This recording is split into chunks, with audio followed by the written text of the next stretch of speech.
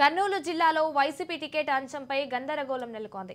ఆలూరులో మంత్రి గుమ్మనూరు జయరాం క్యాంపు కార్యాలయం కార్యకర్తలు అత్యవసర సమావేశం నిర్వహించారు. ఈ సమావేశంలో పాల్గొన్న ఎంపీపీలు, సర్పంచ్లు నియోజకవర్గంలో టికెట్ గుమ్మనూరు జయరాంకు కేటాయించాలని డిమాండ్ చేశారు. 3 పర్యాయాలుగా ఆలూరులోని తిరుగులేని నాయకుడిగా గుమ్మనూరుకు మంచి గుర్తింపు ఉందని కార్యకర్తలు అన్నారు. టికెట్ కొత్త వారికి కేటాయిస్తే నియోజకవర్గంలో అభ్యర్థి ఓటమి ఖాయమని హెచ్చరించారు.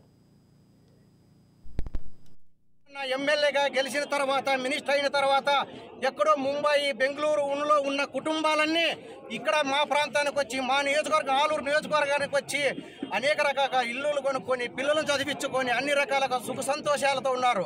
జయరాంలన్నీ కాకోకుండా వేరే వాళ్ళకి ఎవరికి ఇచ్చినా ఈ నియోజకవర్గంలో అసాంఘిక శక్తులు మళ్ళా లేచి కూర్చొని ఈ అభివృద్ధిని అనేది పూర్తిగా క్షీణింపచేసి దాదాపుగా 30 సంవత్సరాలు ఈ నియోజకవర్గాన్ని వెనుక తీసుకుపోయే శక్తులు ఈ ఆలూరు నియోజకవర్గంలో ఉన్నాయి. కాబట్టి జగనన్న గారు కూడా జయరాంలన్న మీద